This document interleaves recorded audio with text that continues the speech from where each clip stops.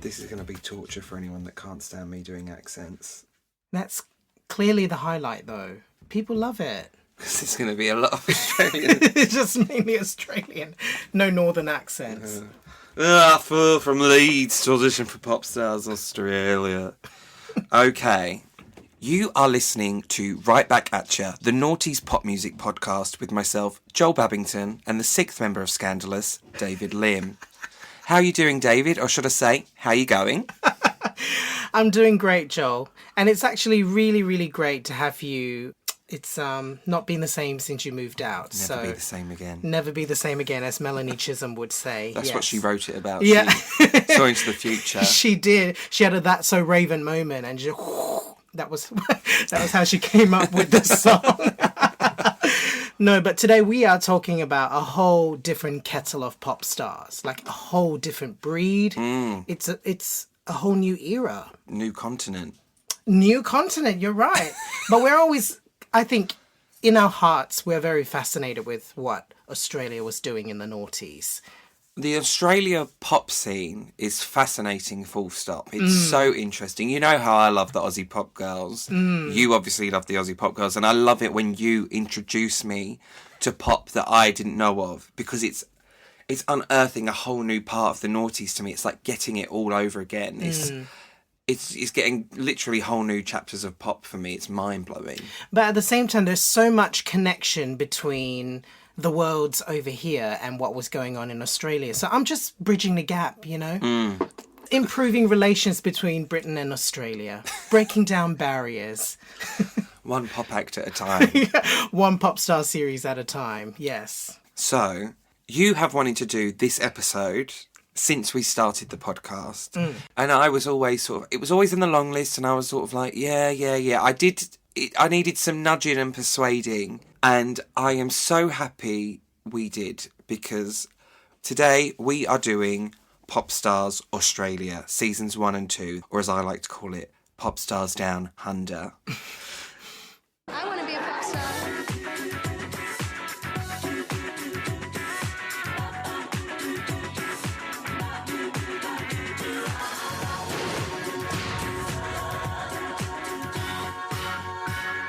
Oh, they banked up right around the corner. There is a angel on earth out there that has put seasons 1 and 2 of Popstars Australia on YouTube. In full.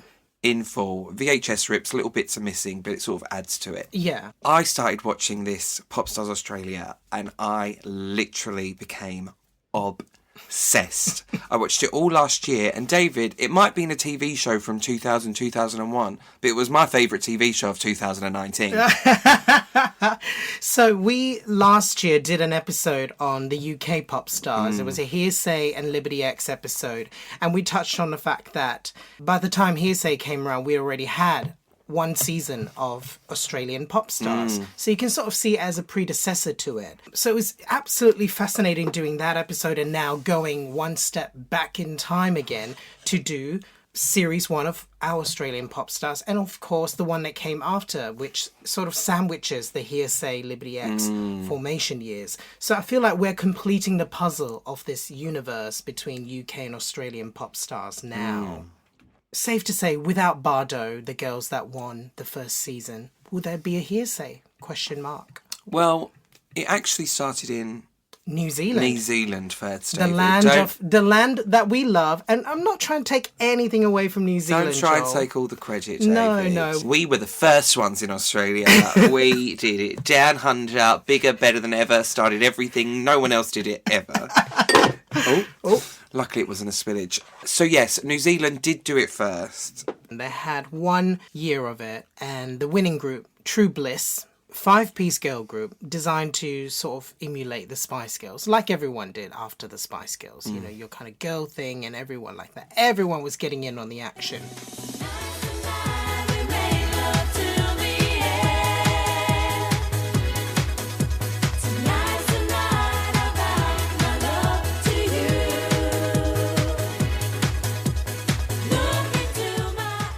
After 1999 with True Bliss in New Zealand, the year 2000 rolled around and Australia was jumping on it. So Popstars Australia, correct me if I'm wrong, David, a really big deal. Massive deal. The TV show was a huge hit, averaging 2.6 million viewers every episode, which is massive in Australia. The goal was to create a 5-piece Australian girl group. This group will be signed to Warner Music. They will be a big international act. It's all very exciting, but going to be put together very, very quickly and right before your eyes. Wasn't it set up so that the girls found out about the audition through a magazine? I think that's how you applied. Yeah, so it was a partnership between Austereo, which is a huge radio network over there in Australia, and also New Idea magazine. So you're right, you had to pick up a copy of New Idea to enter. Yeah, because the form was in there. It wasn't just a big open audition. I mean, it was huge audition still, But you got to get your copy of New Idea. You can't just say, I'm Sally and I heard about it, so let me in, you know? So before we get into Bardot, shall we talk about Popstars Series 1? Yes. This is like early days of reality TV. Like, the setup was just so raw. I know we said this about our UK Popstars first series, but... Even more so. Even more so. You know, this was before a time where people knew how to perform for the cameras or became hyper aware of how they would be perceived on reality TV formats. So people were less savvy in the way they approached and opened themselves in front of the lens, I would say. Yes, definitely. I fell in love with your Australian icon, Jackie O. This woman is an absolute queen. A long-time radio fixture, but this was her first time crossing over to TV. So and she didn't get paid for this. I don't think she even knew to negotiate that in her contract. Because Austereo was sponsoring the show, I think they sort of went, oh, you know, we're going to put Jackie in front of it and she can be one of the judges. So she probably thought, oh, yeah, it's part of the deal, whatever. You know, I don't get paid extra for this, but it's great exposure. And what a revelation she was. If you've seen the UK version, she's kind of the Australian Nikki Chapman role. But instead of how Nikki is that glamorous auntie next door type that you adore, Jackie O's more sort of like the bombshell next door that you adore. Like, she could definitely be on Home and Away. And Nick Bond on Twitter pointed out that Jackie always keeps her handbag with her at all times. And it is so iconic. Once you notice it, you can't unsee it. She has it in all the scenes. And it's just fab. It's just fab. Keep it on you. I mean, Hun wasn't getting paid, so she's got to keep her things close. So all she was getting was her per diems, you know, to cover lunch and expenses. And she said the first day she got handed her per diem and she went over to one of the senior producers and gave them a big hug saying thank you so much. Aww. Because she thought that was her pay. Oh. So the introduction to Jackie O is definitely one of the highlights for me, and especially in Series 1. What's also really iconic about this first Popstars is Marsha Hines makes a cameo appearance. Marsha is quite iconic for the fact that she is an OG Australian Idol judge. Wow. Now, this is years before Australian Idol started, so it was interesting to see Marsha planting the seed of wanting to be part of a TV format like this, because she would just randomly turn up to like rehearsals and all and go, this is great, Australia should do more of this. Flash forward, That's So Raven style. And she's like the matriarch of the Australian Idol franchise. She pops up at their first full-length concert as well. Oh yeah, she did the red carpet, she did the step and repeat, had her pictures taken, said a few words to the press. Yes, Wish Marsha. the girls all the best tonight. Yes. I think because it was the first time this sort of thing had been done, they felt like they needed to be very informative. So when it's whittling down, they're showing you all the girls to let you know who's got into the final 20, who's into the final 10. And some of these girls, it feels like you've never really seen before, but it's showing you them anyway. And you see clips and it's showing you their name, and then it just has a tick or a cross whether they get through to the next round. Yeah, like a bingo card. And some you're like, oh, they'll definitely get through. No. And some you're like, they are never going to get through. Tick. And you're like, what? It is hilarious. People were after a different thing talent-wise at the time, but some of them you're just like, what are you thinking? When it got to the final 10 and they're going to tell them all they didn't make it or they did make it. Look, it's been really hard. We've seen Yeah. lots of different girls. Yeah. We've been making calls and we've been going to homes, Yeah. and you've done really well. Like Yeah. you've really come very far, but unfortunately, you've not made the group. Oh, no. Do you know what? It's all right. Yeah. No, I didn't think I'd get it. You know, it's been such a good experience and, you know, to come this far and, you know, at the boot camp, it was amazing. But no, I didn't think I'd get it. No, best of luck to the girls. No, thank you. Do you not feel like everyone had that reaction? Yeah, but I think it's a very Aussie way of dealing with it. There's that one girl, and she goes, only come in if it's good news. And she doesn't make it. Oh, God, I feel so like, Yeah. oh, it's like you're looking like that, like watching it behind a pillow, like watching a horror movie. Only come in if it's good news. Well, We're going to come in anyway. I think it was what the guy said. We need to do this inside. As you know, there are like 10 girls to choose from, and all are extremely talented, and it's the hardest thing to pick 5 to make the group and choosing the right ones. And, No? Say it, just say it. You're in the group. My God, why'd you do that? That was so they pick their final 5 girls, and it's Sophie, Sally, Katie, Belinda, and Chantel. Now, Chantel was one of the original members. In the editing of the show, she was quite prominent in it. Like, she was kind of the sensual brunette girl next door from Perth. Gorgeous face, gorgeous lips. And you got Katie, as you said, from Melbourne. Real standout visually and vocally as well. Very edgy girl. Yeah, she's the only one you see really with like a short, bright red hair. You know, very kind of androgynous, kind of cyber pop star look. And she sold you that look from the very first audition, didn't she? Like, she came in some sort of custom top that she bought from London, and she was really proud of it because it looked like an edgy pop star costume. But then they asked her to come back. They weren't initially completely sold on her vocally, but they said every time she's coming back, she sounds better and better and better. And then we have Sophie Monk, the blonde Brisbane baby of the group. Bombshell. When we did our S Club Juniors episode, we referenced Sophie Monk. And my little brother, who's 11 years younger than me, he was listening to it and he was like, wait, you talked about Sophie Monk. I didn't know she sang. You better stop, better run away. Sean, you gotta listen to what we say. So there's a whole generation of Australians that don't remember a time where Sophie Monk was a singer, a pop star, Like if you the will. Australian Billie Piper. And then the other member we have is a gorgeous Sally Polyronis from Adelaide, a real firecracker kind of character. Now, I saw her as sort of a quasi-leader of the group, if you will. Yeah, it's really interesting you say that because I saw Katie as more of the spokesperson of the group. She's the edgy one, but she's also very official, which don't necessarily go hand in hand, but works really well with her. It's really heartwarming. And you got Belinda from Sydney, the glamorous model. I'm in love with all of them. This TV show's made me fall in love with all of them. I was already really aware of Sophie going in because we'd spoken about her before, and I knew her actually from the bits of acting, really, that I'd seen her in. But through this show and Discovery, I really did fall in love with both Sally and Belinda. With Hearsay and Liberty X and all with Clear, Girls Aloud, the weird obsession I have with those things is really sweet because it comes from childhood and that excitement and that really fascination, whereas I feel like I have that again in a sense, but as an adult. It's kind of that innocence of childhood excitement because it is a TV show of that time. Yeah. So it's like my inner child has got to relive all this again. Yeah, and not that he's ever died, because we still talk about it all every day. But Yes. Anyway, let's talk about the bombshell that is Chantel. She leaves. she leaves, and they're very in the midst of recording. The edit of the TV show was just that she had left because she was homesick and she decided to leave the group.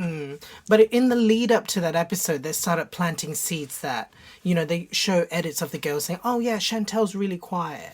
In the edit, she starts to seem a little bit immature or a little bit less serious. I think there's bits of her like falling asleep in the studio and she's just starting to seem distant, and I think that was probably a choice in the edit. In real time they knew what was happening, and then it comes out however many years later that she actually left because she had stole old poor Sophie Monk's per diems. Scandalous. I mean, No, that's next year, darling. oh, sorry. So they paid Chantel $1,000 to keep quiet about Hush money to keep quiet about the real reason why she was asked to leave the group.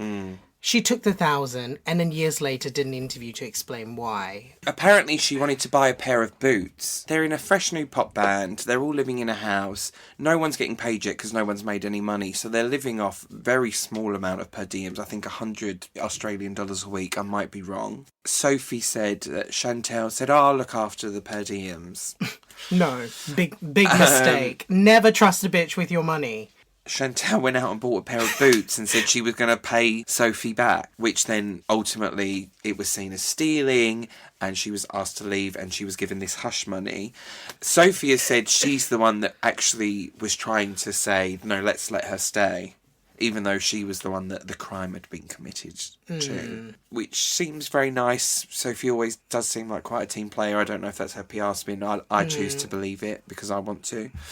And then Chantel's gone to say that she felt like she had to leave Australia because of it. Oh my God. The most hated woman in the country. So she moved to LA, pops up in 90210. That's the go-to reference when you see her name now. Well, she did 90210. Imagine that. You're very young. You've had this great opportunity. We all make mistakes and do silly things when we're younger. You'd never want that to plague the rest of your career. Yeah. And her and Sophie were the youngest members of this group. Everyone else was sort of, 22, 23. But out went Chantel, and in came one of the girls that didn't make the cut initially, Tiffany Wood from Newcastle. Now, Tiffany wore wigs to every audition. Wigs? Yeah, they talk about it on the show. She had different hair in all her auditions. So she had Oh, long yes, red wig. Yes. That was her thing, was that she had sort of different wigs. I thought when she came into the group, it looked more cohesive. The real final piece of the puzzle, this work. So, I really did feel for Tiffany at points. She's thrown in on the deep end. She's having to re-record through the night all the vocals. She did a Jade Ewan, Circa Sweet 7. Yeah.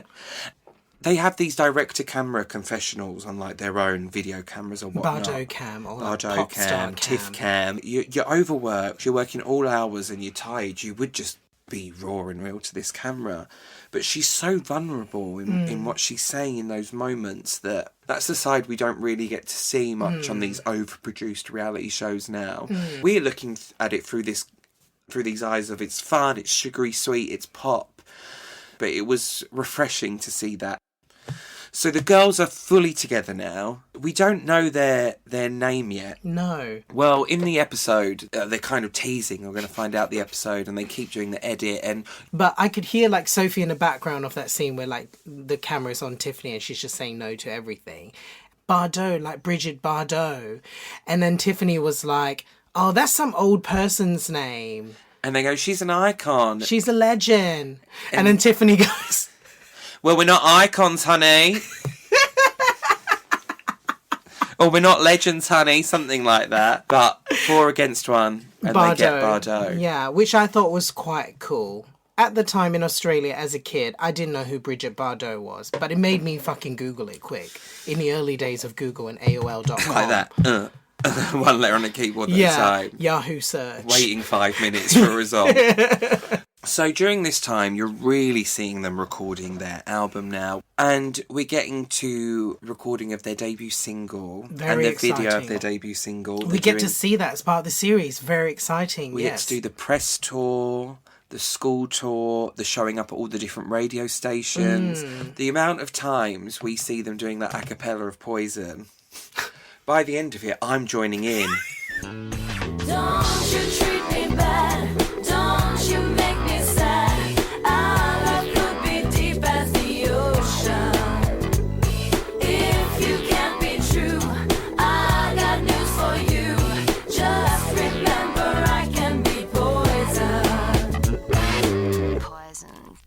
So in April 2000, we have Australia's very first Popstars debut single, Poison. Now, this is not what I would have expected from a franchise like Popstars. Sensual, sophisticated, R&B-pop mid-tempo that really, truly, you listen to it today, has stood the test of time. The cousin of the boy is mine, or, you know. Or like on the first Spice album, can you imagine? I think it's a bit too hard hitting. Ooh. Both trying to conjure up an image of the Spice Girls doing Poison as a B-side. Who would sing which part? Would Vicky B get the lead? You better stop, better run away. You've got to listen to what I say. This would have been a great Vicky solo track. So, the whole series builds up to Poison. We see the video of Poison and the making of. Stereotypical in the best possible way, Naughty's music video. Each girl has their own room, which is meant to represent them. And then there's a group shot as well. Chris Moss from Waters is managing to control the mounting unease about the music clip. Sheets flowing all down. That's what I do. Where do you want to be? I have crystals everywhere, and I get a friggin' chocolate box. Hello? What have I got? I've got bloody park benches. It doesn't have to be an obvious reflection of you. It's not a mirror. Oh, no, it's taking in all elements. Other than, Yeah. So do you remember this being released in Australia? It was a big fucking deal. I remember seeing this music video everywhere in Australia, and I was, okay, I'm not really sure if I like this song, but I love the video. Oh. Yeah, so I grew to like Poison. And we must say, Poison has the iconic B-side, Empty Room. Now, Empty Room is introduced on Popstars. Incessantly. And that is they're all put into mock groups, and they have to perform Empty Room, and they're decided who's going to be in the band from that. It sounds very demo-y on Popstars, but... It is catchy as hell. It is catchy as hell. We've been singing it to each other for weeks. By the time it gets to the B-side of the single... You were ready for it. And as you pointed out, it's a very sort of chill Ibiza mix of the song. Now it's an empty room without you, without you. It's an empty room to come home to. It's an empty room. So Poison by Bardot debuted at #1 on the Australian singles chart, selling 60,000 copies in the first week. It stayed at #1 for 2 weeks. It became the 6th best-selling single in Australia in the year 2000. It was nominated for the highest-selling single award at the ARIA Awards and also Best Video, but both times they lost to Madison Avenue. Don't Call Me Baby. Yeah, and Who the Hell Are You, separately. Right. Poison also made #1 in our land of lands, New Zealand. Shout out to New Zealand. Shout out to New Zealand. They weren't bitter that True Bliss didn't break it over in Australia. They embraced our girls. Poison was #1 there for 3 consecutive weeks. And in April 2001, the girls came over to the UK and released Poison. And it peaked at number 45. But a little bit more on that later. Before we get into the album Bardot, I just want to talk about the wrap-up of Popstars, the series. So we've now seen on Popstars that it is a huge #1, and they have their first full-length concert. And it's really great. There's lots of Vox Pops cutaways of people in the audience, and you got such a different array of characters in the audience seeing it. You know, they're being asked, do you think Bardot will make it beyond the series Popstars? When they're just musicians releasing their own music, and the audience are like, yeah, of course they will. It's just really sweet. Everyone's excited. They're being asked, who's your favourite member? You had Tiffany with her signature big cowboy hats, and in rehearsals her hair wasn't down, so it looked so big, this and cowboy hat. we saw lots of girls in the audience with cowboy hats. Yes. So Tiffany was on it with branding herself. As part of the series, we see them all having this big makeover. And so Tiffany had gone from her own wigs to then having her hair and then getting long extensions. They tried to get Katie to shave her head. I couldn't believe that girl told her that. The hairstylist. Yeah. What about a #2 all over? Oh, I'm thinking about it. I was but like, she don't didn't. even think about it. And then they did this huge mall performance. And did you see at the signing, a woman went up to her and the signing went, glad you didn't shave your hair. I don't know if any of the other girls got sort of signature differences in their makeovers at all, but they all just got glammed up and looked bloody gorgeous. Towards the end of the series, and then mainly in the concert, we are introduced to the choreographer who's different to their video choreographer we've also seen. This guy, Jason Coleman, a big Australian choreographer. Big personality, even bigger hair. As someone that, you know, went to dance college and everything, it was such a treat to see him on screen because he was exactly like what so many of my teachers and choreographers that came in were like, and when you go to auditions, what they're like. So he sat in his chair watching, and then he runs up to get behind Sally when she's back and centre on this podium, to then go, ba, ba, ba, ba, ba, hit all the moves, ta, ta, ta, ta, ta, ta. So he's a real big personality and a real joy. So the day after their first ever full-length concert, Bardot, the album, was released. Iconic. The cover of this album is incredible. And it's all meant to send up on this notion that they're a manufactured pop group. So they've made each of these girls look like their own Mattel dolls. Now, David, I think I would go on record to say that I think I enjoy this album more than you, maybe. I think you might do, because when we were talking about it, you kind of undersold me the album. You were like, ooh. So I think I was pleasantly surprised when I listened to it. Now, it is a mixed bag, don't get me wrong, but there are some really, I think as well, where I probably watched the show and listened to the album, I had that experience where you've just listened to the album. Yeah, true, yeah. Which is, you know, you've listened to it as a rightful music listener, where I've listened to it more. Through a fan of the TV show. Yeah, and had it shoehorned to me. Yeah. So tell me, what are your highlights on this album? Highlights for me is Higher Than Heaven, is a fantastic track, but we have to say it is a cover of Kelly from Eternal's debut solo single. Very light in that kind of Woolworths version of Mariah's Dream Lovers. I really wanted this to be a single.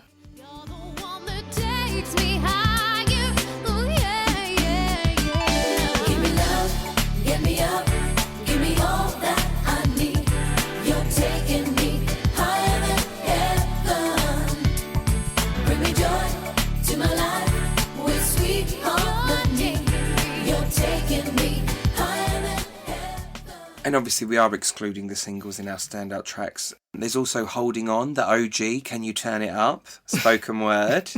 It's very Motown light turned noughties pop. Oh. Got Me Where You Want Me. Oh, I was just like, is Joel gonna say this? Is Joel gonna say this? It's kind of demo-y, but it works really well for me. Yeah, it's like a very Disney Channel salsa vibes kind of song. And it's so much fun because they close the concert with it. Yeah, it's the encore. Do you want one more? Dun, dun, dun, dun, dun, dun, dun. I was watching that this morning. I was dancing around the room to it at the concert.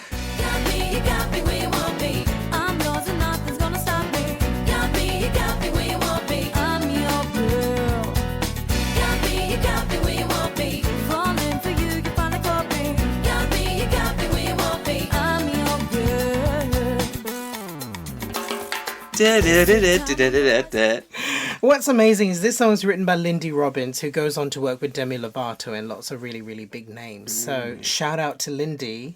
Remember your roots. It's in Bardot. Wow. Cara DeGuardi has a song on this album. Elliot Kennedy. One of my highlights on the album is What You've Done. What Have You Done? By Elliot Kennedy, who's worked with the Spice Girls and did Say You Be There, etc.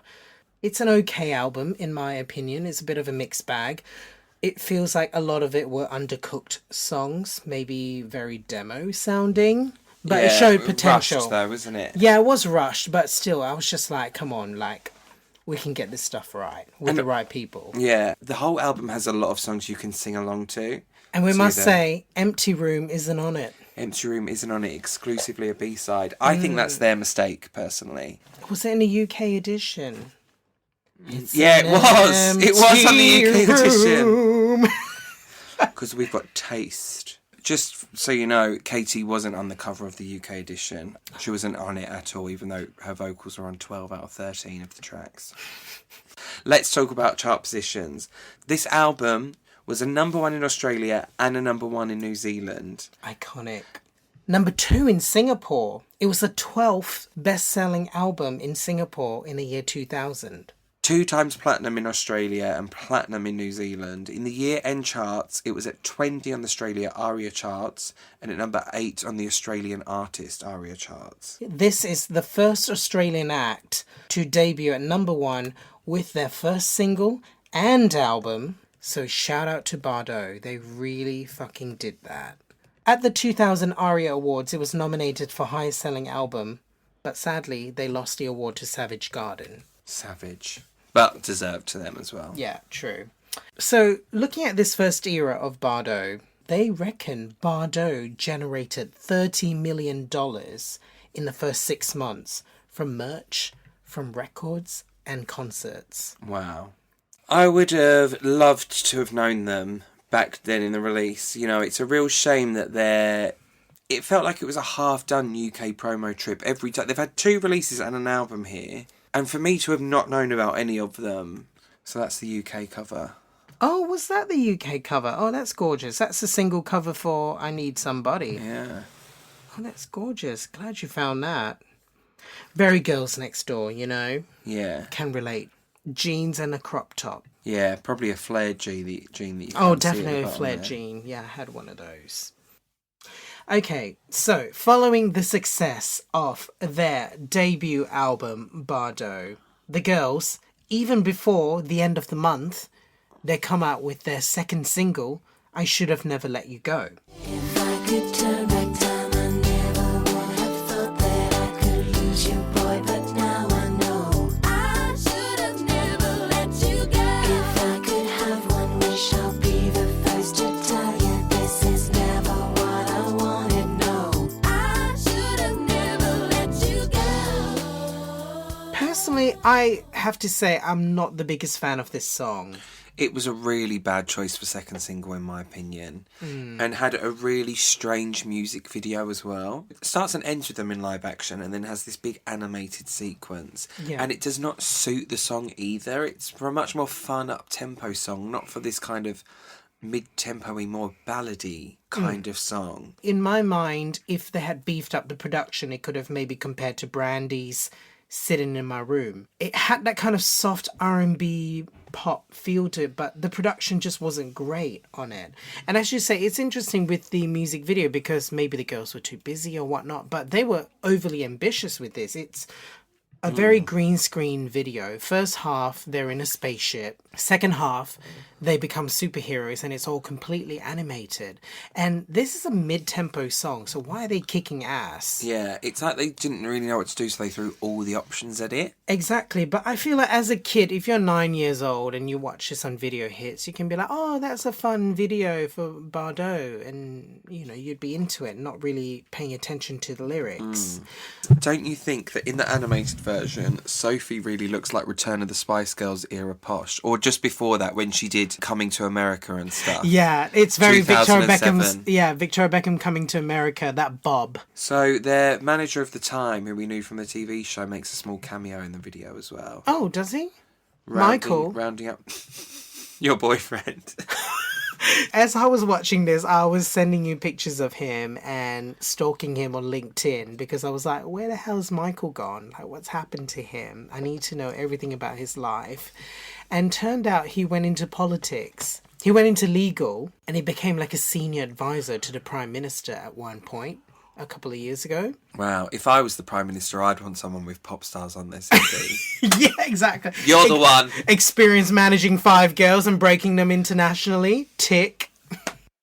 I Should Have Never Let You Go debuted at number 15. It peaked at number 14, so it's a number 14 charting single.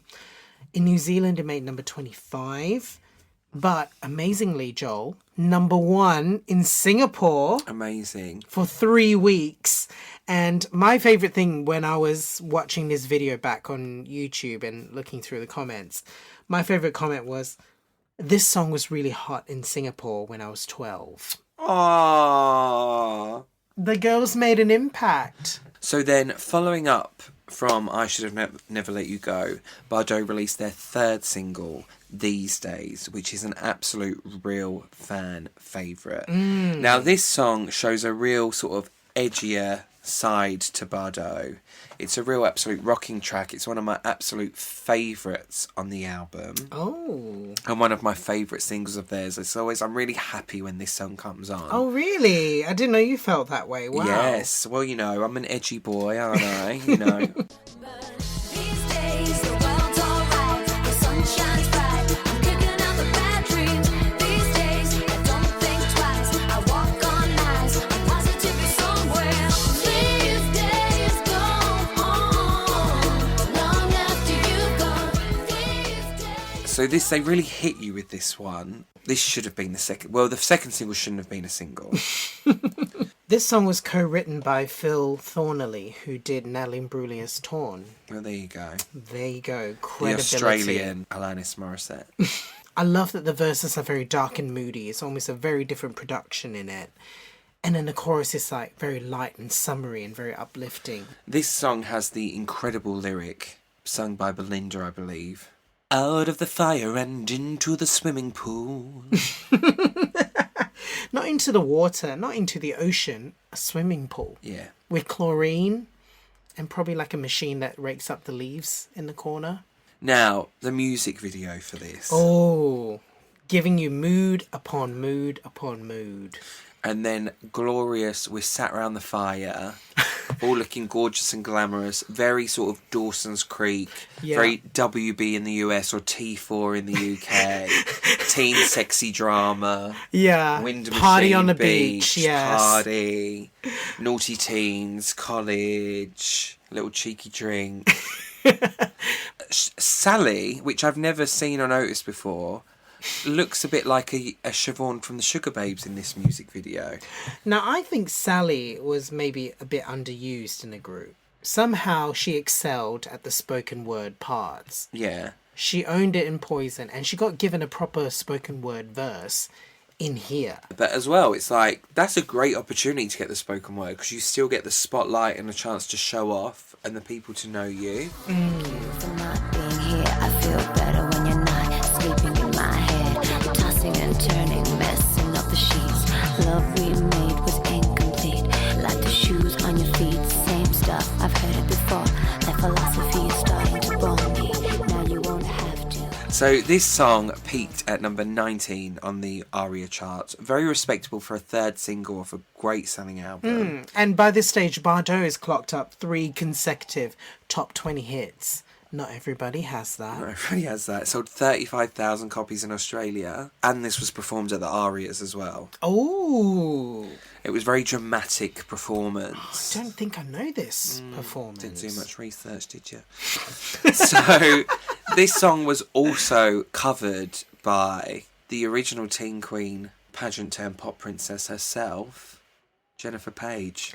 Jennifer Page's cover of These Days, I have to say, and you only just played it for me about 5 seconds ago, I really like it. I approve. Some days I couldn't get up, couldn't get down. I'm bored of everything. Somehow a little black cloud rained over me. Someone was making me mad. Good turned bad, and I lose everything. Why the hell not? If it's a great song, it's great that Bardot have it, it's great that Jennifer has it. An Icelandic pop group also covered it in concert and released it as a single in 2008. Wow, as late as 2008, people were releasing this song. And I'm really happy to say that on the date of this podcast being released, I've released it as a single. Nope. Here we go, that's the exclusive. These days go on and on and on and on. Would you have me as BV? Featuring David Lim Yeah. on BVs. You could come in and do the spoken word bit. But then on the live performance, I'll push you out the way. I'll pop it in the choreography. That's the end of first album era Bardot. It is indeed. So the very same month they dropped These Days, the girls embarked on an Australian tour, which was really quite well received, considering it's their first concert series. It would be. Look how popular that one concert was. Exactly. Sadly, they had to cancel the New Zealand dates due to poor sales, but they got a first tour out of the way, which is amazing considering it's such a new group. And 3 singles, 1 album. Exactly. They went and did what they had to do. So that is the year 2000 for our girls, Bardot. Poison was released here in April 2001. But also, while they're here, going to get a few recording sesh in for the next album. Very exciting. They were working with Swedish pop producers, the Merlin Group, which that group has worked with Danny Minogue, Britney... Spears. Britney Spears, just to clarify. Yeah, so it's very exciting for Bardot because they've already proven themselves as a group in the first album. They're commanding bigger name producers. Now, we were looking at a couple of performances that were over here around that time. And this is kind of post-Hearsay, wasn't it? Post the first UK series of Popstars. Yeah, so people which were going... huge. So people were going, okay, we've had Hearsay, but these are the Aussie girls. And now it's time for the Australian pop stars. They'll be performing for us right now. They go by the name of Bardot. Their single's called Poison. It's out April the 2nd. Popstars started in January 2001 here, so we would have... So it would have really been like Pure and Simple would have just been huge. So I do remember one thing on SMTV, and it was the UK... They did a game show format, UK Pop Stars vs an international Pop Stars. Now, in my memory, I don't think it was Bardot. I thought it was a European Pop Stars, but I can't remember much of that, but I can just remember 8-year-old me thinking, I don't want to see another Pop Stars. I love Hearsay. Yeah, there were hours. Yeah, they're our band. Why is someone else coming here saying they've done Pop Stars? I've just watched Hearsay for 3 months on a show that I've loved. Wow. So I was very territorial about that. And Tiffany from the group actually said it years later that, like, everyone was obsessed with Hearsay at the time. Like, you know, no one really cared about us. So you have copies here, shout out to Dan again, of the 2 UK releases, and they both have plastered on the front of them from the hit Australian TV show Popstars. I think if they had probably launched as this, it's the hugest girl band in Australia, Bardot. Without leaning on the Popstars narrative. It would have just been like, oh wow, fun new girl band. Yeah. So you're not doing any comparisons to Hearsay. Yeah. But you're not going to do that because you've just had this huge TV show in Australia. I know, and also it's such a big talking point. Like, you can't just erase the whole Popstars Australian narrative from Bardot. This trip, in a way, was very pivotal for those reasons that they were here to launch themselves in the UK. They were here to work on material on the second album. And then suddenly, without any real warning, we lost a member. Katie Underwood decided to leave. Now, at the time, there was a lot of stuff that maybe was a bit mystified in the press, but as the years have gone on, we've come to find out a little bit more about how that discussion came about. By this time, they'd had new management, not the manager from the TV show Popstars that we saw. Your hunker spunk boyfriend was fired. So they had new management, and this is where, unfortunately, their put out of their work's going to get better, but it seems like the internal management is going to get worse. And the new manager says to Katie that she should audition for the musical Hair, which is going to be an Australian touring production. This is all sources. I was never in the room. Shocker. And also, like, Katie has said this. We're just reiterating. So her initial reaction was, I'm in Bardot. Why would I audition for this? And he tells her, you know, it would be a good experience for you to do this. And I think you should do it. So she's confused. But obviously, if your manager's telling you to do something, then you do it. So she auditioned for it and didn't hear anything. And she got the role. But her manager didn't tell her. So then she found out she got the role. And she went to the other 4 girls and has said it was half split, 2 saying to go for it, 2 saying it felt like a betrayal. But even though Bardot was doing well, and she said herself they were recording, and they were recording really good music at this point, they still weren't earning any money. So she was offered a lead role on an Australian touring production. And she would earn, what, $2,000 a show? Something like that, yeah. Or maybe that a week, or something like that, which is a lot of money. So she went for it, and unfortunately, the money for the production fell through, and it had to be scrapped. So she really was caught in a very, very awful position. She couldn't get back in because she'd already left the group. Absolutely messy, isn't it? Shame on that manager. I mean, I don't know what the agenda was. I don't know if it was more like to get yourself some confidence, get some experience. But also, like, it could get more publicity for the group if Katie from Bardot's in a production and it draws more attention to the group in a certain way. Like, you know, building your name so you can be a big drawing card for the band. And I think at other times she said it also felt like they was already starting to push Sophie as a solo act. So they were looking for excuses or things to do. So very unfortunate. Katie leaves the group. They're down to a 4-piece in the middle of recording their second album. But we're going to push all that aside now. Because we are... Joel's putting down his drink. Don't put it there where I can't see it. I might knock it over. We're going to put aside the drama of Bardot because we're going to come back to that. We now have season 2 of Popstars Australia, the scandalous season.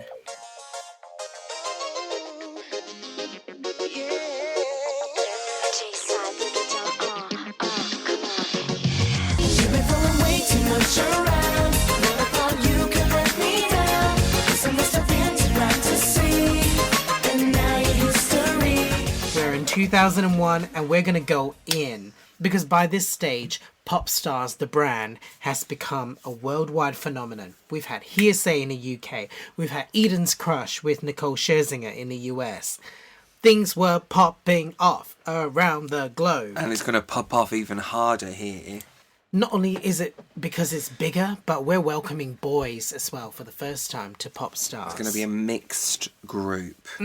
We don't know how many. You know, it might be 3 boys, 1 girl, 2 girls. Might be 3 girls, 1 boy, 2 boys. So this series was an absolute wild ride. It is insane. Now we're having the luxury of getting to binge it all.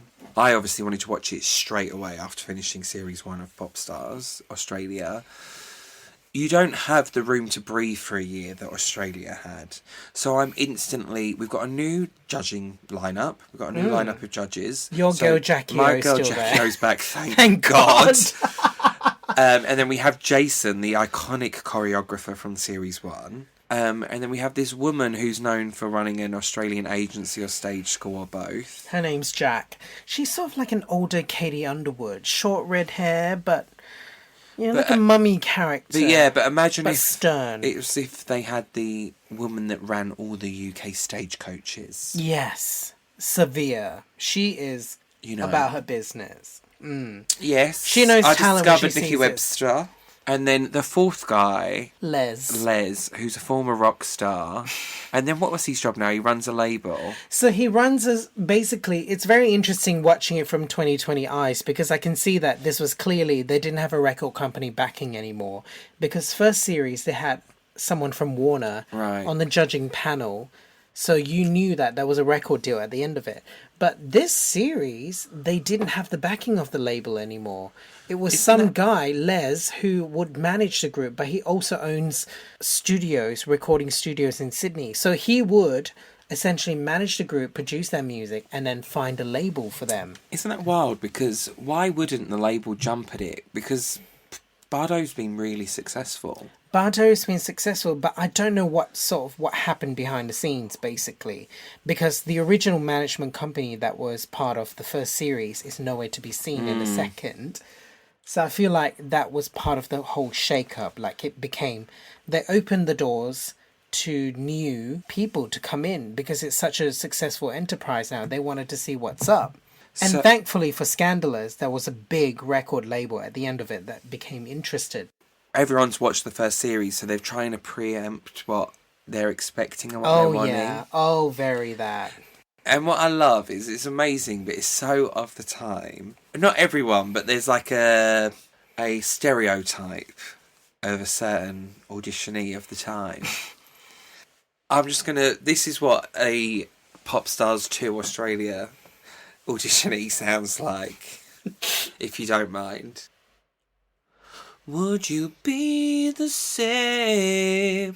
Oh, baby, If I saw you in heaven. Oh, baby, baby.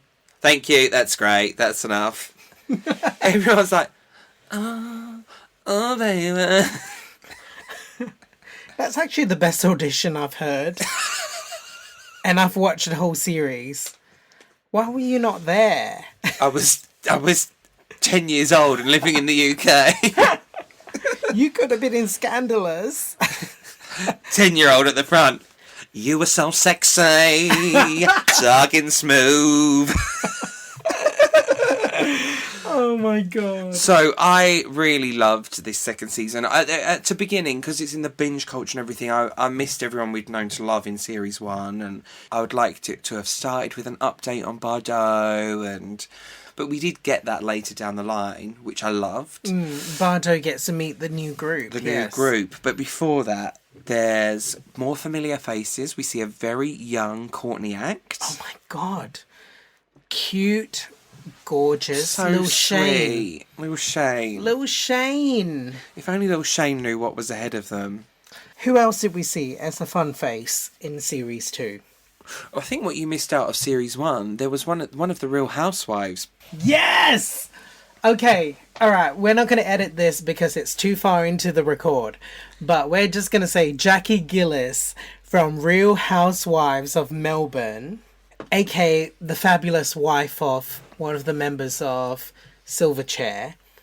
She auditioned for the first series of Popstars. Was she next to Tiffany? Tiffany, yeah, with the wig on. Yeah, she was next to Tiffany in the kettle call, in the queue. Little Jackie Gillis didn't make it, but years later, as we know, she became a reality TV phenomenon in her own right, and has released a book and has done some sort of psychic tour. Has she released any music? She did a single. I think it's called Shine It Up or something like that. But yeah, Wow. Jackie got her pop star fantasy. Amazing. I can't recall any other familiar faces in a famous way, unless you have any. We saw a young Selwyn. Selwyn had a couple of R&B hits in Australia years after Popstars, but at the time he debuted, I didn't realise he was part of Popstars. I didn't know that he'd gone quite far in season 2. Like, he was literally almost considered for the group. And there was also the local TV reporter auditioning and got right down. I loved that. Thank you for bringing this up, because this is on my list. A Channel 7 news reporter that actually turned out to be quite okay. Like, not spectacular. Not spectacular. But I was also surprised when she got through the first round, but then I was like here for her. Yeah. 'Cause she was the whole package. Yeah, in a way. But also I feel like because this show airs on Channel 7 and it's the network's news anchor, I wonder if they try to string it along as they can so they can get coverage. Yeah, I just didn't like in her initial audition when she sung the line like, you know I don't belong to you, who you don't take a breath during a word. Joel, this is why we need you as a judge. But you're nervous and everything, but you never sing you who, like you would never do that. So they whistle it down. They have the final 10 and they've got their 4, but they feel like they're missing someone. Yeah. So they think they need someone that isn't in the final 10. So it does that classic trope of a reality show where they're looking at the photos and picking, but you can't see what they're looking at. And then Jackie picks one of the photos and goes, he is really talented. And it's just so funny the way she says it, bless her. I mean, she sold it to the nation. You want to and know beyond. who it was. So shall we get into the final? The final 5? 4+1. One of the girls that makes it into the final thing, which is something I would have called out as a professional judge, or as a judge. She's in hair and makeup and she's all excited. She goes, my hair today, we're going to take it from curly to straight. They only have an hour allocated in all their times. She takes over an hour to just get her hair done, not her hair and makeup. So then she's got one the hair person on her hair, and then I think Jackie O picks up a pair of straighteners and is trying to get her on it, and then she eats over a half an hour into the next slot of something. So she's lessening her group, and she's taking away someone else's time who's meant to be in hair and makeup of another group. Just so she can straighten her hair. Just so she can straighten her hair and be different and be edgy. I know that's a really lovely thought, and she wasn't doing it in a way against anyone, but you've eaten into a lot of other people's times there, which is so selfish. And you've affected not only yourself and not only someone else in another group, but the other group. 4 people in your group. Your group, yeah. Who's this person? Call and shame them. Tamara. Which we all know makes it into the group. I couldn't be relaxed and watch that. It really made me feel uncomfortable and stressed, and it was and really the fact that one of the unfair on judges everyone. had to come over and do her hair. But anyway, I had to air that off my chest. So that was transgression number 1 against Tamara. You've clocked it. So then they pick their final 4, and they're all in a house. So we've got Tamara Jabber, which is the curly-haired girl. Tamara is a very performing arts school girl. She has been performing pretty much all her life. It's been setting her up for this moment. This is her golden opportunity. And she sees it and she seizes it and she is in the group. Not that I don't think she's a girl that looks out for number 1, but it's just that hair and makeup thing where it's like... Oh, she's a girl that looks out for number 1. It's like, it's completely clear. Even the judges picked up on it, but they still put her forward because she had something. We got Daniela Scala, the short-haired, kind of sweetheart Italian girl, a real vocal... An Italian Christina Aguilera. The other member is Anna, in real life, is the music teacher, doesn't want to do it too sexy. They kept wanting her to be sexy. And that iconic quote from her when she was just like, in the dance audition, she was just like, I think I mastered my sexy thing. If they tell me to be sexier than that, I don't think I can do it. I was watching it, I was like, girl, you weren't, no offence, but you weren't that sexy. Last but not least of the 4, we have Jason Bird. Like, for me, it was like, it's obvious you put him in a group. Muscly, great biceps, the goatee. Like, he just seemed like the dude. I'm very happy with the 4 that have been selected at this point. But they needed a 5th member. And then we have one more who didn't quite make it into the final 10. Who Jackie O thinks is really talented. He was the one that she was like, really talented. Really Oh my talented. God, she and I are the same person because I really fancy Yeah, you this guy. texted me today, didn't you? Or yesterday? Yeah, I texted you today, like 20 years after it aired. So there was one man who made it very far in the show, really stood out, plays the guitar. He gives me the essence of someone that should be in a BB Mac style boy band or a very sort of guitar driven boy band, like A1 in their later work. And that boy is Simon, the 5th and final member of Scandalous. Now, do you think his surname is pronounced Dickham, Disham, Disham? I'm here for Dick Cam. So, what did you think of the final 5? Gorgeous. And that's just Simon. That's my note. Like, really, like, what a good-looking group of people. And I really felt excited by looking at that. And bear in mind, like, I didn't watch season 2 of Popstars. Again, I got Scandalous when the music video came out. There were a couple of moments on this show that you told me about because you watched it in advance of me. And I didn't expect to be shook as hard as I did. The band's fallout with their stylist was iconic. Oh my God, this is this show. Iconic. This is one of the greatest pieces of television ever. It was so awkward that I felt uncomfortable to look at the screen. I had to keep looking away and I had to keep telling myself, Joel, this is 20 years old, it's fine. So basically, the band do a big photo shoot, which is meant to be used for the covers and the album and press shots. And they meet with a stylist who gives them all these looks. She's a very acclaimed stylist. It's her profession. Yeah, she was the former editor of Elle Australia, as it comes out to be. So they do the shoot, and the label and the management are really unhappy. And because it's reality TV, the band have to sit down with the stylist and tell her why they're not happy and what's going to be done about it. And the stylist just goes to them. I mean, you're giving me these references and you're saying Britney, you're saying J-Lo, and really you need to be a bit more realistic. Of course, you're not dealing with models, you're not dealing with superstars, you're dealing with these kids who just all of a sudden, you know, they're the pop stars and they're going to rocket off into this career, and, you know, they're just kids from the suburbs, really. Like, we see ourselves as wanting to be, you know, beautiful and glamorous and looking gorgeous like Britney Spears. Do you know what I mean? Like someone like Jennifer Lopez or Britney Spears. But see, you've also got to be realistic. You know, that's the only point. Pretty, is it? I know, you've got to be realistic about who you are and what you look like, you know. And you're beautiful all in your own way, but you're not Britney Spears. Or the only point of reference I've had so far has been Britney Spears or Destiny's Child, who, to be honest, that's not what I do. The vibe that I'm getting off you now is that you're not really into this and you're doing it for other reasons? Obviously, I am into doing this. I wanted to do it. That's why I'm here. But, you know, we've had a few communication problems. Yeah. But I think I am fairly straightforward with them, maybe to the point sometimes where I am scare them a bit. But they do need to be bossed around anyway.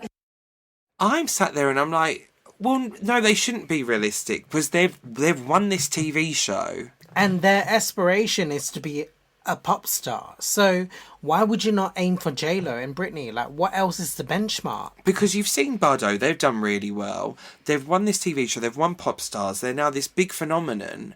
Who are they meant to give as their references then? Shall we talk about the debut single of Scandalous, Me, Myself and I? Please.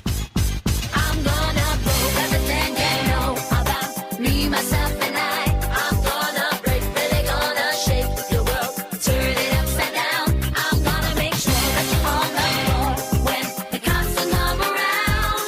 No, you won't survive me, myself and I. It's April 2001, and let me just say, I was not prepared for the magnitude of a banger they would come out with. I was like, this sounds like a Britney record. This sounds like a Backstreet Boys and NSYNC record. Like, I cannot believe... It was so Max Martin in a wannabe Max Martin single in a great way. In a great way. That it was so good. But I love this song so much. I mean, you know I'm obsessed. I keep sending you screenshots of every time I'm listening to it. I think it could have been a really big breakout for them in the song for them in the UK. I think it could have done really well over here. After, you know, they did support Hearsay on tour. For sure, for sure. Another reason why I'm gutted I didn't get to go to that tour. Also, can we say quickly about the making of the video that we saw on the TV show? The concept was kind of very similar to Bardot's Poison, but with a rooftop shot put on top of it. These 5 of them served it up so hard in the music video. They sold it so hard. I completely was obsessed with it. That's the biggest thing I was impressed with, and I have said, because some of them, especially the guy that you're in love with, Simon, were not dancers. The way that they sold those dance moves, I really take my hats off to them. They were top-notch pop combo. Was it funny for you watching this series and seeing how much of the LA Cola commercial that had to do? I wanted to ask you, actually, is LA Cola a big thing in Australia? No. Have you ever had it? No. Is it still a thing? Maybe. Who knows? Because after watching this alone, I'm like, oh, I want to try LA Cola. What's it like? Why don't you try LA Cola and enter our competition where you can live life like a pop star? I think you've been living for this song since it came out, and I've been making up for lost time since I found out about it. But you had the shock horror discovery today and shared it with me, David, didn't you? That this song is a cover. We were living oblivious for 19, 18 years, like thinking... Blah. How did they deserve to have a song that goes off so much? Yeah, you know? like really pop off so hard. Like, how did our Australian act get such a perfectly formed Swedish pop song. So the winners of Popstars Sweden, a girl band called Excellence, had this song on their debut album, but it was an album track, and it's a slightly more mellow version of the song. Oh, very mellow compared to our Scandalous whereas version. This song's been a bit sexed up and poppers are clocked up.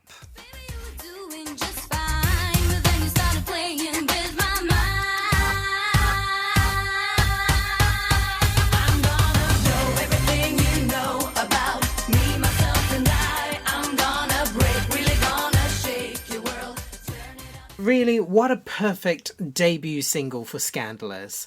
The image was right, all that faff about the styling, everything just fell away. You saw the music video, you just bought into this group that really, in a kind of post-Hearsay Liberty X world, these guys can compete. So, Me, Myself and I debuted at #1 in Australia, selling over 22,000 copies in its first week. It is certified double platinum, and it won them an ARIA #1 chart award in the year 2002. That is absolutely incredible. Right, shall we move on? To the album. Startin Somethin, the debut album by Popstars 2 winners Scandalous. It came out in May 2001, and let's talk about the album cover because I am obsessed with it. I think This it looks is stunning. It's a really good album cover. It tells you everything you need to know about the group. It's like Sex Dungeon, but that's kid friendly. Yeah, Sex Dungeon in Hell. If you're a kid friendly pop star. Yeah, Scandalous with the devil horns. I mean, if that's what hell looks halo. like, I'm happy to be there. But did you notice in the logo for Scandalous, it's got the devil horns? And Angel as well. Mm. Very Jerry Halliwell, that. Schizophrenic. Let's talk about this album because the group originally wanted to call it Think Again, but the manager decided, Startin Somethin is a bit more of a positive tone. It's a really, really... I would say it's stronger than the Bardot debut Oh, album. definitely miles stronger than the Bardot debut album.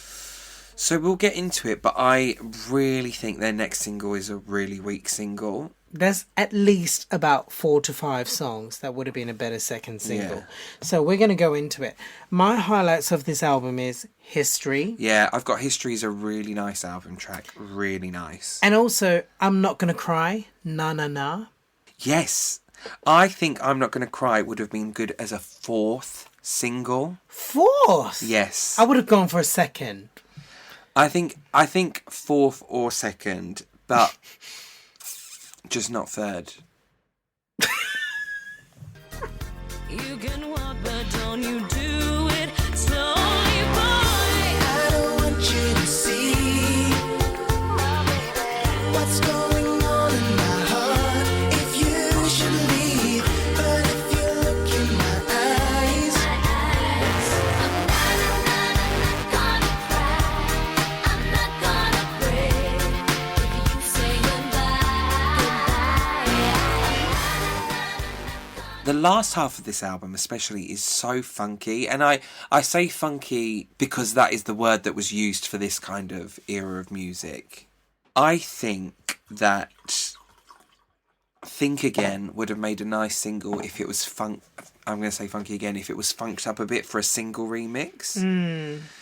Be That Way is such like a boy band track. It really is like a Backstreet Boys NSYNC track, isn't it? But I've got news for you. You gotta run around, be that way. If you're gonna let me down, hear me say, I'm not gonna hang around one more day.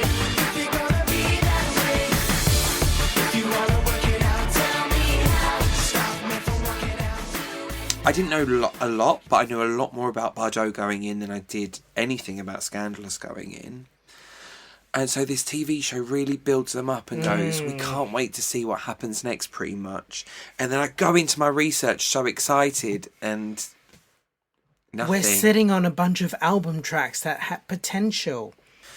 A really fantastic album, great summer album, 13th of May it was released.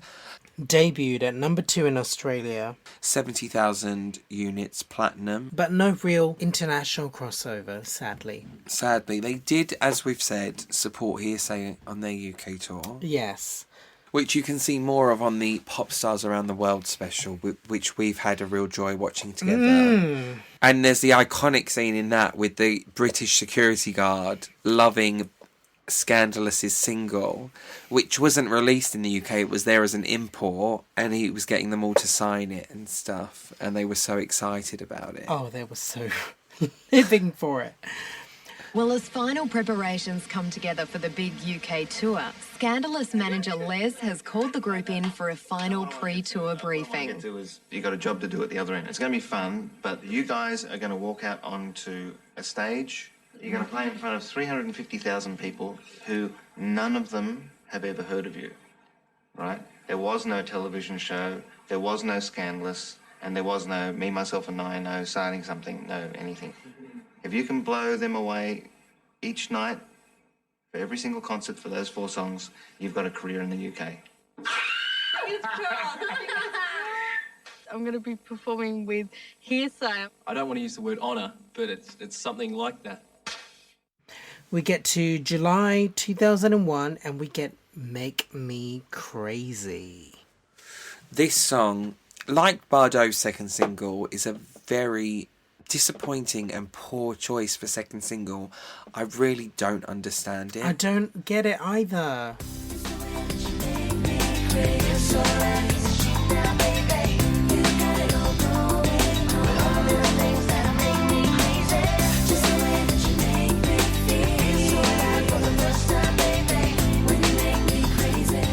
Make Me Crazy is nice, it's sweet, it shows a softer side, but we didn't need a softer side. No, it's a terrible second single. If anything, you needed to come back harder and filthier. Yeah, and filthier. Oh, like the Australian version of Dirty by Christina Aguilera. But there's so many bangers on the album that made me think Make Me Crazy would have been like single number 5. It's a B-side.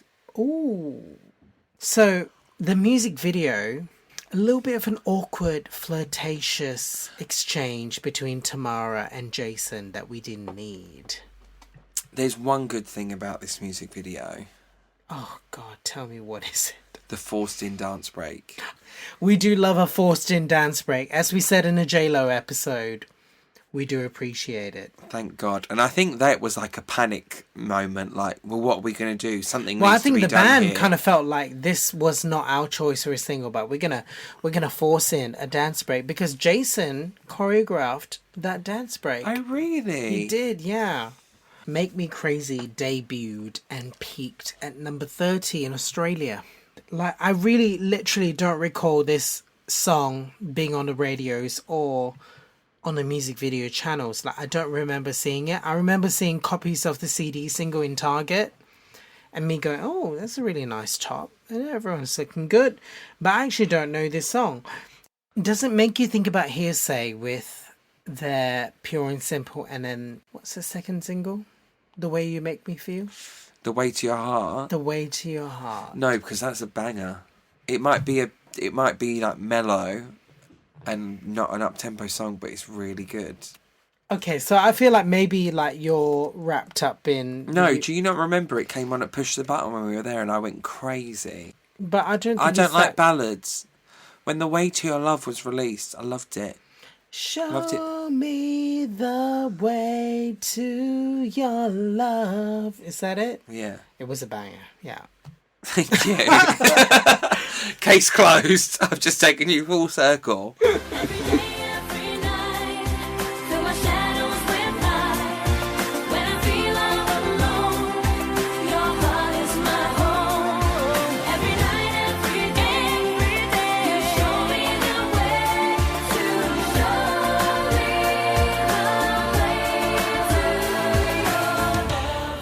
The very same week that Scandalous came out with their second single, Bardot, our girls were coming back as a 4-piece in a whole new look, whole new vibe, whole new image with ASAP.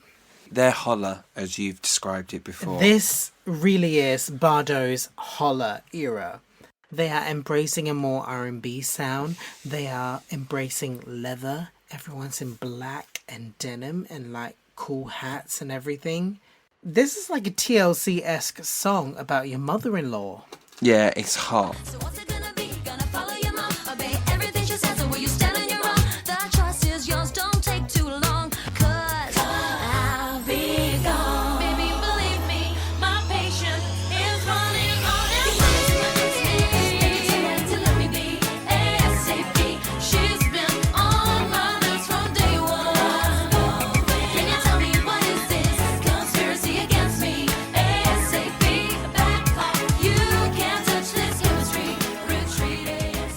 I don't think there's enough songs about mother-in-laws. There's not enough songs about like family or mums meddling in your relationship. And I'm like, yeah, I'm really into that. Yeah. The single made number 5 in Australia, certified gold. That's her second top 5 hit here. Yeah, and it's, well, Australia here. Sorry. So it was served as their second single here in the UK, but we don't have any chart data. This whole era, and we're going to see it on the second album, they came back slicker, they came home... As far as pop and this kind of pop's going to be, it was edgier, it was harder. It was a real good time for everyone involved. And I like to think they were having fun as well. I feel, if you look at our Girls Aloud, sort of the biggest girl band, a huge girl band full stop, but the biggest girl band to come from this kind of thing... I love their first 2 albums, don't get me wrong. I love their third album. I mean, their third album's my favourite album of theirs, but it's not until the 4th and 5th album that they're really seen to peak and get really cool and come really together as a group. And I look at Bardot and I really wish they'd had that opportunity, because I think they would have continued to elevate and go to that kind of place with the right management and support. I think it would have just got better and better and better. And they just weren't given that opportunity. So what we've seen is fantastic, but I think there was so much potential for even more. And now it's time for their next single. So we've got a little break between July and October. But they've been, you promote your first single of a comeback, you're on the long road of that. And the girls are back with their second single of the new era, I Need Somebody. And it was produced in the United Kingdom by producer Ray Hedges, who has worked with Liberty X and Emma Bunton.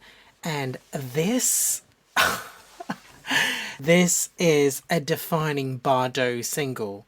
I Need Somebody. A fun, completely 2000s disco dance pop record, and I am living for it.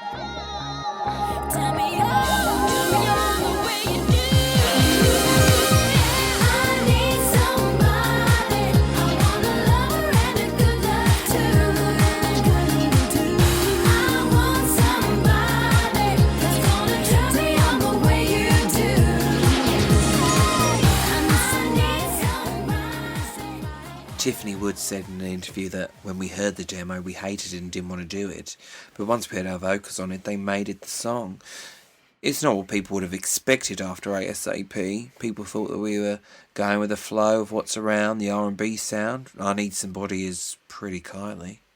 Joel, honestly, the first time I heard this, I watched this video on a music video channel, and I was just like freaking out, going, oh my God, the girls look so good, they look so slick, they look like international pop stars. Tiffany in that sequined champagne rose gold dress, low cut, wind blowing through her hair, stunning. Sophie, crop top, silver top, curls in her hair, curls. Yeah, Belinda rocking the hot pants. Belinda rocking the hot pants on top of the billiard table. Queen. Sally owning it. Like, the 4 of the girls were like really turning it out. It's very kind of like the Atomic Kitten Be With You. They were giving more here than... There's more going on in a good way. Yeah.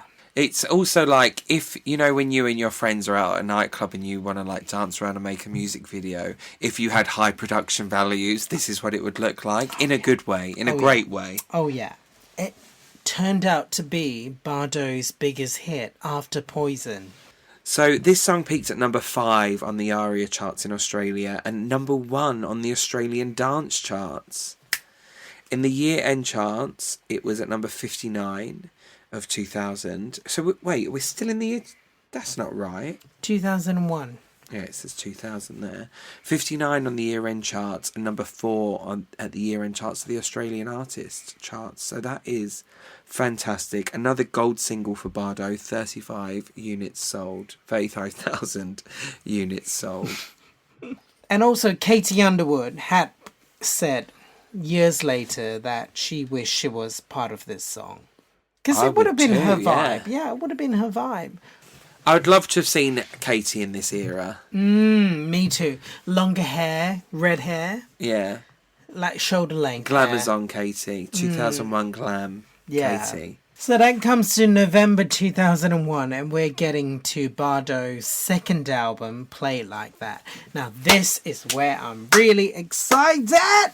This is a fantastic second album. It's probably the best album that we're going to talk about today. Ooh, okay. I don't know if you'd agree with that. I or agree. Not. Yeah, I agree. You play it so coy and then, yeah, I agree. Yeah, it's true. Yeah. Now, as incredible as all of this is, I have to say, for me personally, this album cover is not the one. That border is like a Pixo or something. Do you remember of the time, Pixo? Yes, but let the girls live. If that was removed, it would be a little bit nicer. Yeah, maybe, but it doesn't have the sparkly... But also kind of like, you know how Forever didn't look like a studio shoot? That's what this looks like as well. Yeah, the girls look good. This is much better than Forever. The girls look good. Of course the girls look good. The girls on Forever look good as well. They all look good. There's no question about that. I wish I could look half as good as them. It's just they deserve more for an album this good. I personally like the album cover. I think it was marketed towards the Huns, and it worked. So the first Bardot album, really a product of the TV show and everything. It had the push of everything. So that was what it was. But now, this second album is where we really see what the girls are made of. And I'm really happy that they've taken ownership about the direction and what they want to do with it. This, to me, as a Bardot fan, is like almost a debut album because this feels like what they wanted to do. Sonically, they are trying things that they wouldn't have done with the first album. We've got Play It Like That, which has elements of UK garage in it. So, yeah, it's funny that Play It Like That is deemed as the garage song because I also think You Got Me Feeling is a little bit garage. But yeah, it's the whole album is a great mood. It's a great mood for Huns Night Out in the best possible way.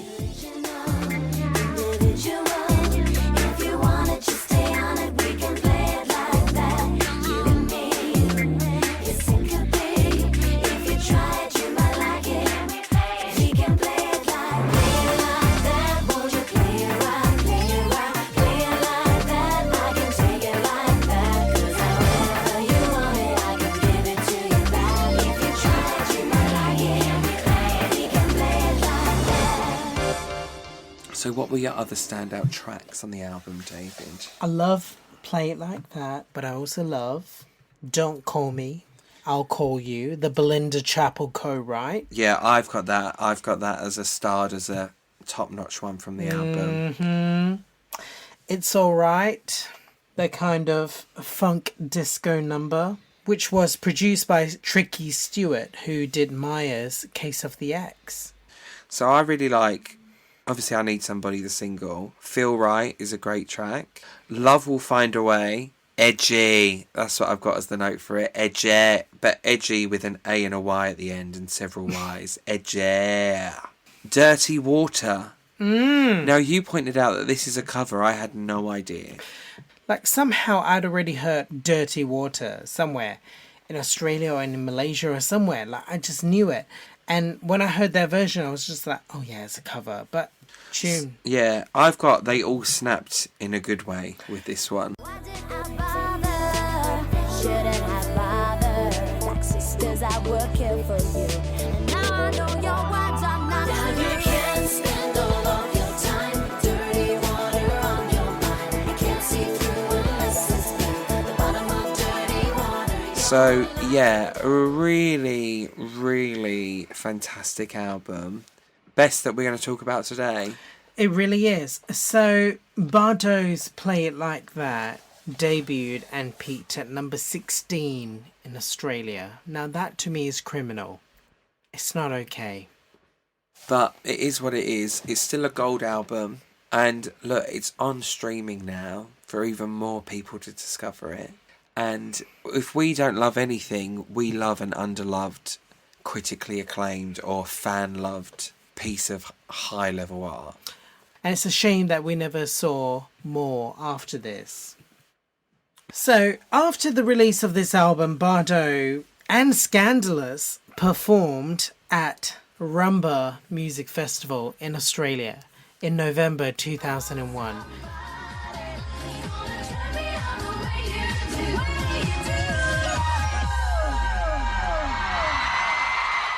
Does anyone want their chest signed by Bardot? I don't know. I'm speechless. That's it. Good chest? Yeah, he's showing. No, I'm struggling now. I'm struggling. Look at his pecs. We've got our Popstars faves, Scandalous and Bardot, along with Craig David, Blue, Shaggy, Madison Avenue, Mandy Moore, Queen, Emma Bunton, Tina Arena, my girl, Vanessa Amorosi and Joanne. Like, I've said this before, I really wish I could have been there. If time travel was a thing, we'd get back on there and go. It would have been iconic. Scandalous was coming home after supporting Hearsay in the UK. This really is their big kind of like Australia return. So after this, Bardot, they followed up this song with one final single. Love Will Find a Way. Now this is a gorgeous song. You don't know it.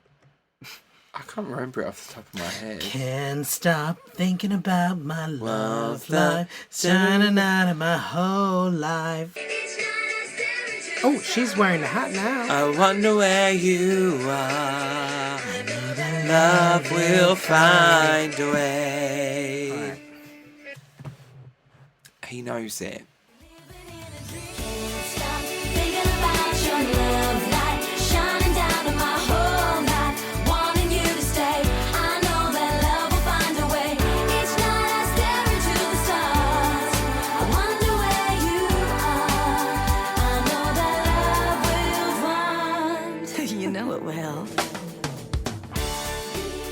And you know what? Whether it was intentional or not for this to be the final single, it is very sweet because it's kind of all-encompassing of Bardot. It's very reminiscent of stuff from the early days, but where we are now, it kind of brings it full circle. It's a little bit it's a little bit Brit-poppy in a way of the sound of it, in a good way. They all look gorgeous in the video. Sexy country girls, yeah. It is the end for Bardot as we know it currently. Before they split for good, which by this stage there were plenty of rumours that they were going to do it. In March 2002, they embarked on a tour with Human Nature, the Here and Now tour, which is really perfect because Human Nature was like Australia's biggest boy band and Bardot was the biggest girl group. So it was a perfect synergy. And then in April 2002, sadly, Bardot confirmed that they were splitting up. Two of the girls wanted to continue, and that was Tiffany and Belinda, but no one else wanted to go ahead with it. Really interesting. We also have to say they did do a farewell concert on television. They had a farewell special. And it was on YouTube, and unfortunately it's been taken down. I've been trying with all my might to try and find it with no luck.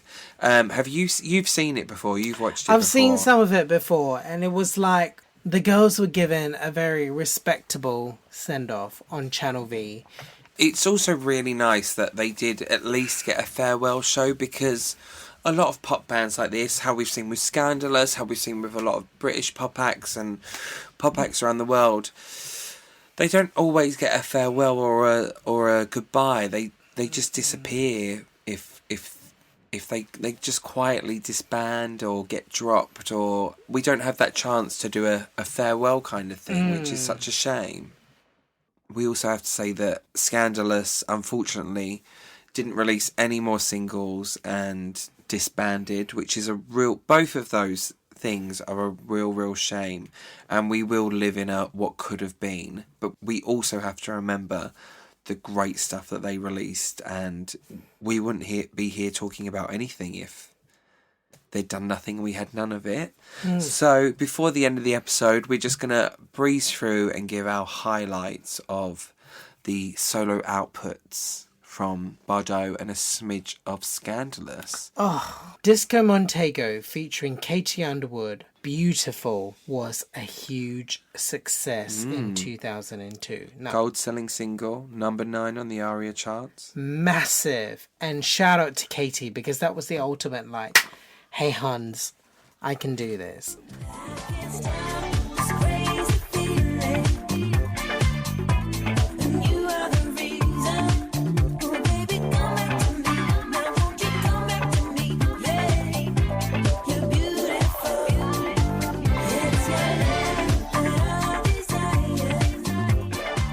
She saw her Bardot girls doing I Need Somebody, and she's, okay, I have my own disco pop record too, so I'm gonna let you have it. Well, before that, she appeared in Undercover Angels. Joel, you've been waiting to talk about Undercover Angels for such a long time. As someone that's never seen Undercover Angels, I'm just fascinated by the concept of it. In 2002, she was one of the hosts of another Australian reality TV show, Undercover Angels, with Jackie O again, I believe. Is that correct? Mm-hmm. Olympic gold medalist Ian Thorpe as Amazing. Well. So then we come to 2003, or even still in 2002, Sophie Monk releases her debut single, Inside Out, which is a really lovely debut single. It feels kind of like a Kylie 4th or 5th single, I'd say. And with the music video and everything, Inside Out, from her debut album Calendar Girl, which comes out the next year, with also the follow-up singles Get the Music On and One Breath Away. Now this is a fantastic album. Yes. Which we have both come to love and adore. This was on streaming years before the Bardot stuff. Yes. And I had this on CD at the time. Is actually really good. I would say Get the Music On is probably my favourite and probably the best single from this album. And yeah, it's a really good album.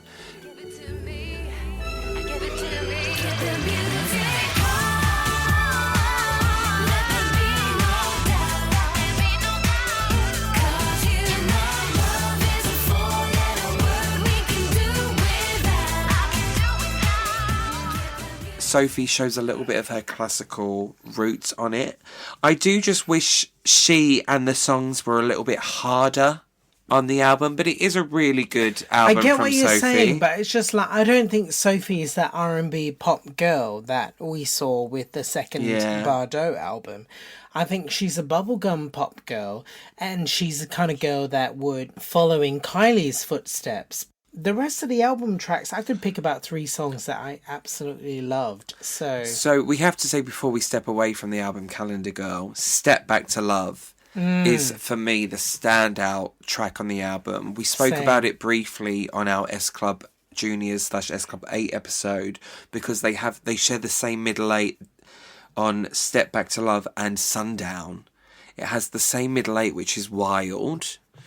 But Step Back to Love is a banger. I think it should have been one of the singles. I think it's probably the best, if not one of the best songs on the album. I personally did my own Mardi Gras performance of it this morning. Live for it, yes.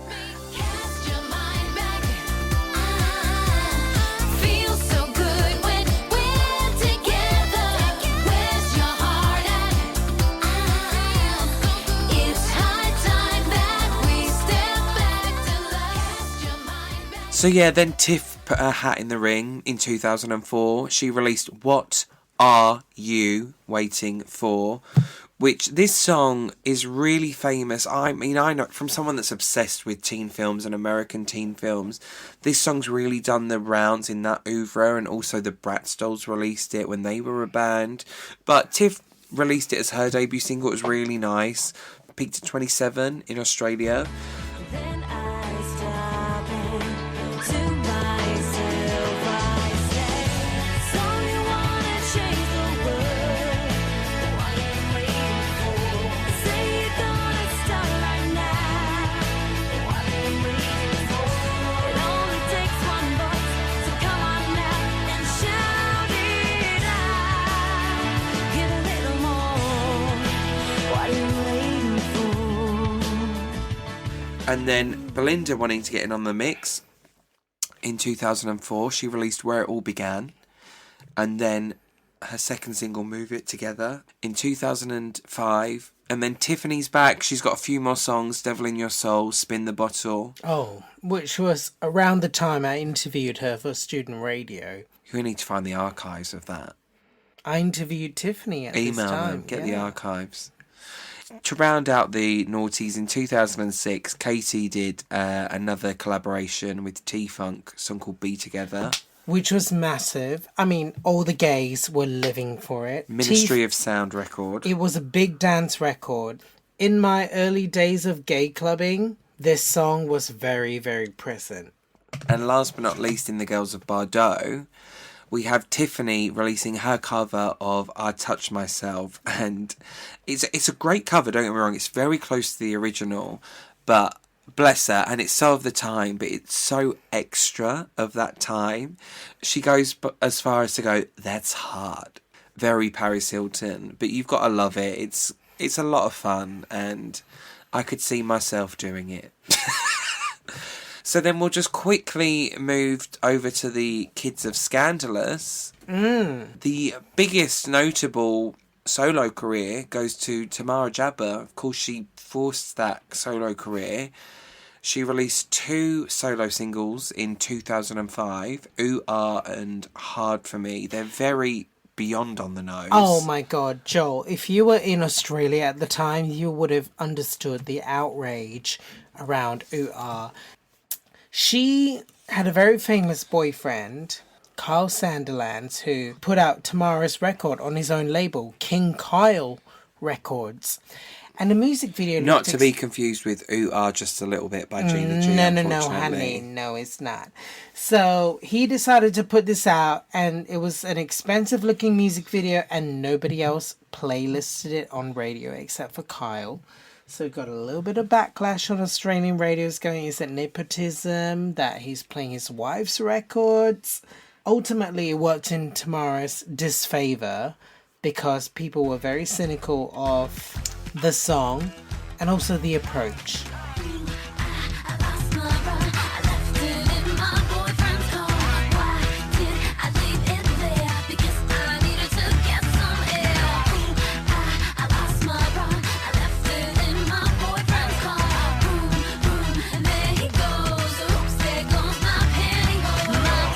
But she got lots of attention out of it. She went for it. Do you think Tamara is kind of like the Lisa Scott Lee of Australia in a way? Yeah. They're both kind of that stage school-y kind of girl. But yeah, Lisa Scott Lee is a bit more maybe earnest about it, a bit more genuine. And then there's a really interesting story about Tamara. So Tamara was part of a group called Scarlet Bell. It was her, Regan, and another girl called Hayley Aitken, who dropped out quite early on when they were signed to Def Jam Records in America. Can you believe it? Tamara, her new girl group, was signed to Def Jam and they lost the deal. So the next era was Tamara continuing as a duo, and they performed in the X Factor. Bearing in mind Tamara's ex-husband, Kyle, is on the judging panel. So yeah, in the interim between her solo career and Scarlet Bell's, Tamara broke up with her husband Carl. It's wild because of what happened in X Factor Australia, performing in front of her husband. There was this weird back and forth after the performance. And then the craziest thing about it is the next year, that other girl from Scarlet Bells was a contestant on X Factor Australia. Regan did really well. Like, she was the standout star. Yeah, and you know what? I would love to see maybe some of the Bardot girls do Dancing with the Stars in Australia if they haven't already. As far as I'm aware, they haven't. What are the possibilities of getting a reunion? Like, there's been several articles published over the few years. At the 10th anniversary of Bardot, all 5 girls got together. Girls' night in. Yeah, private, just all 5 girls. We don't know where that was held. No idea. Very low-key. Sally presented a business plan to all 5 girls, going, okay, this is what it would take if we would come back. We may not see a reunion that soon, but... It would be amazing. So didn't you say allegedly they're asked to do Mardi Gras every year, but there's not that much money in it? There's not much money into it, and... I mean, if they were to reform, it would be really, really amazing. I think a lot of people in Australia would love it. All 5 of them. All would 5. Love that. And I think they have that place in the hearts of a lot of Australians. I think they were a lot of people's first album. I think they were a lot of good memories for a lot of people in Australia. I hope we spread those memories a bit further like they have been for me as an adult now. I'm really happy that you could be part of our Australian pop stars experience, and even more so than I am. It's been really great, and... Oh, you know I love to get involved, darling. Jackie O, Jason, anyone from Bardot, Scandalous, anyone involved in Popstars Series 1 or 2, we'd love to chat to you. Yeah. We'll have a good old chinwag, reminisce. It'll be loads of fun. So I think that's it for this episode. This has been so much fun. If you've not watched them already, get yourself on YouTube. Just pop in Popstars Australia. Series 1 and 2 are there, good for you to go. We must say before we leave, there was also a Series 3 and a Popstars Live, which was Series 4. But that's here for another day, and you can look those up yourself, because we're already on 4th hour of record. So thank you so much for listening. This has been loads of fun for us. I hope it's been fun for you. We are Right Back at Ya, the Naughties Pop Music podcast, at Right Back Pod on all social media. I'm at Dr_Joel B on Instagram and Twitter. You can see me posting a load of rubbish, lots of fun stuff, having a good time. And he is... at Love Lemmy. I've unified my account. And, you know, he is sharing a lot of great quality content there's all always the time. a lot of rubbish on Instagram. If you like sensual pictures... No! And informative Insta stories, then Love Lemmy's the one for you. Okay. Not the former. That's us done. We're in the midst of Series 3 now. So much more to go. I hope you're enjoying it. If you are, please tell your friends. Share it on social media. Give us a cheeky 5-star review. Hate that word cheeky, but I said it anyway. We love you for listening. As always, you can email us. Where can they email us, David? He doesn't even know. I really don't. If you want to email us on rightbackpod@gmail.com. It's really, really, really lovely to get your comments on socials and on email. We absolutely adore it. So thank you very much, guys. Some Bardot remix is playing us out now. Yes. Bye. Bye.